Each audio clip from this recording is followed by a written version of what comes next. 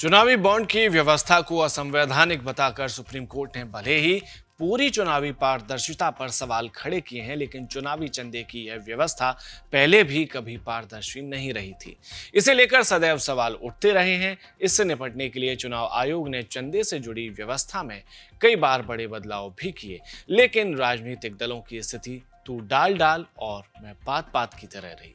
हालांकि इस फैसले के बाद अब यह अनुमान लगाया जा रहा है कि चुनावी चंदे की पुरानी व्यवस्था फिर से लागू होगी। सबसे पहले जानेंगे कि इलेक्टोरल बॉन्ड क्या होता है।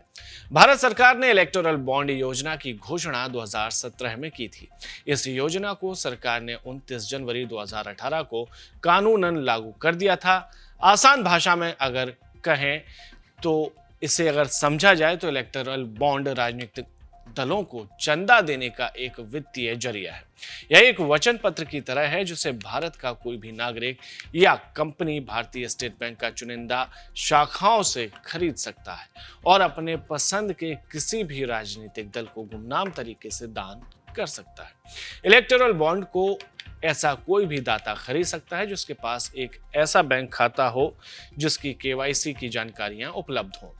इलेक्टोरल बॉन्ड में भुगतानकर्ता का नाम नहीं होता है। योजना के तहत भारतीय स्टेट बैंक की तय शाखाओं से 1,000 रुपए, 10,000 रुपए, 1 लाख रुपए, 10 लाख रुपए और 1 करोड़ रुपए के किसी भी मूल्य के इलेक्टोरल बॉन्ड को खरीदा जा सकता है।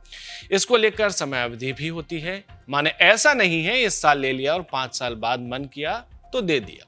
चुनावी बॉन्ड्स की अवधि केवल 15 दिनों की होती है, जिसके दौरान इसका इस्तेमाल सिर्फ जन प्रतिनिधित्व अधिनियम के तहत रजिस्टर्ड राजनीतिक दलों को दान देने के लिए किया जा सकता है। केवल उन्हीं राजनीतिक दलों को इलेक्टोरल बॉन्ड के जरिए चंदा दिया जा सकता है जिन्होंने लोकसभा या विधानसभा के लिए पिछले आम चुनाव में डाले गए वोटों का कम से कम 1% वोट हासिल किया हो। उम्मीद है आपको समझ आ गया होगा। अब इस पर कलेश क्यों हो रहा है वो भी जान लेते हैं। पहले यह होता था कि कौन किसे इलेक्टोरल बॉन्ड के जरिए चंदा देगा पता नहीं चलता था, लेकिन अब सुप्रीम कोर्ट ने फैसला दिया है कि state bank of India electoral bond से चंदा देने वालों की लिस्ट इलेक्शन कमीशन को दे, जिसे वह जारी करे ताकि जनता को पता लग सके कि कौन किसे चंदा दे रहा है। बस इसी बात का कलेश है, क्योंकि राजनीतिक पार्टियों पर कारोबारियों के दबाव में काम करने के आरोप हमेशा से लगते आए, भूतकाल से लेके अभी तक। इसलिए लंबे समय से कहा जा रहा था कि इसे सार्वजनिक होना चाहिए। इस मामले पर अब कांग्रेस नेता पवन खेड़ा क्या कह रहे हैं वो भी सुन लेते हैं। तब से अब तक हम लगातार इलेक्टोरल बॉन्ड स्कीम का विरोध करते आए हैं। आज हमें बहुत प्रसन्नता है कि सुप्रीम कोर्ट ने हमारे इस स्टैंड पर एक तरह से मोहर लगा दी है।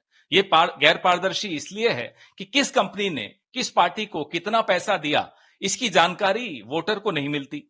उस कंपनी को इस एवज में सरकार ने या सत्तारूढ़ दल ने क्या सुविधाएं दी, क्या ठेके दिए, क्या टेंडर दिए, इसकी जानकारी नहीं मिलती।